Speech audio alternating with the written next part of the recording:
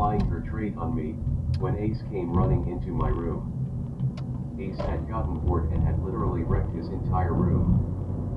The hotel management found out about it, so he hid in my room while our road manager Frankie confessed to the hotel manager that Ace had destroyed the room because he had just gotten news that his wife had died. Frankie was totally apologetic and offered to pay for the damages, and they bought the story. The worst part was that we had to flush all our drugs down the toilet. Then we were out of drugs. So Ace was in my room and he dove under the covers with Connie.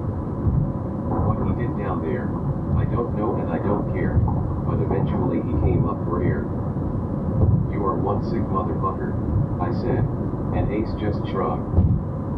He wasn't really a bisexual looking for some hot thrills, he obviously preferred chicks over guys, but to him it wasn't a big deal.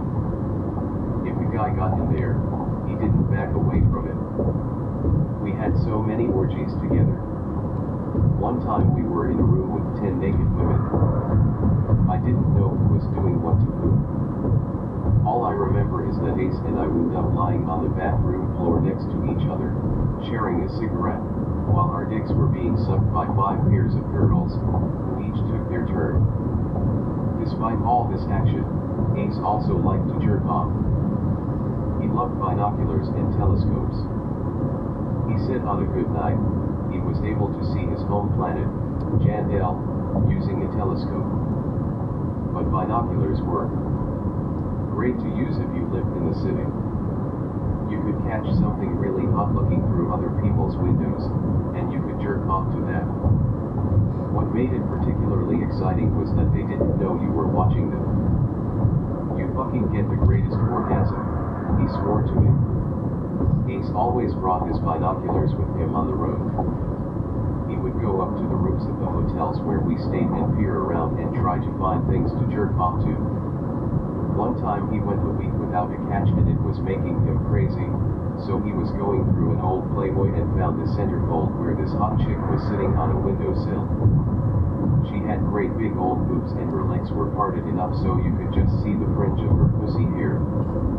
Ace thought it looked so real that he took the centerfold out and stuck it on the far wall of his hotel room. Then he went to the other end of the room, looked at it through his binoculars, and jerked off.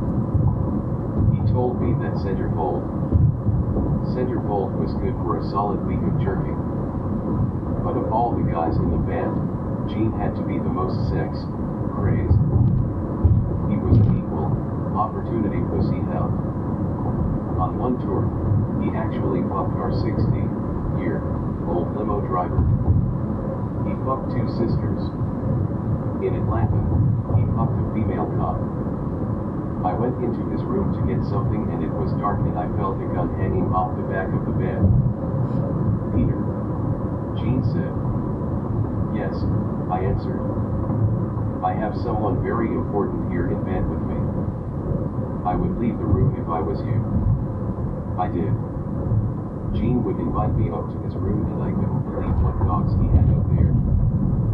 But he'd walk around like he was Valentino, with a white robe and a white face towel around his neck as if it were an ascot.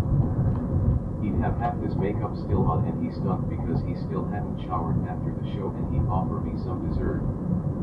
He'd order up 4 trays of every dessert the hotel had. "Let Peter see your pussy." "I don't want to see her pussy," I protested.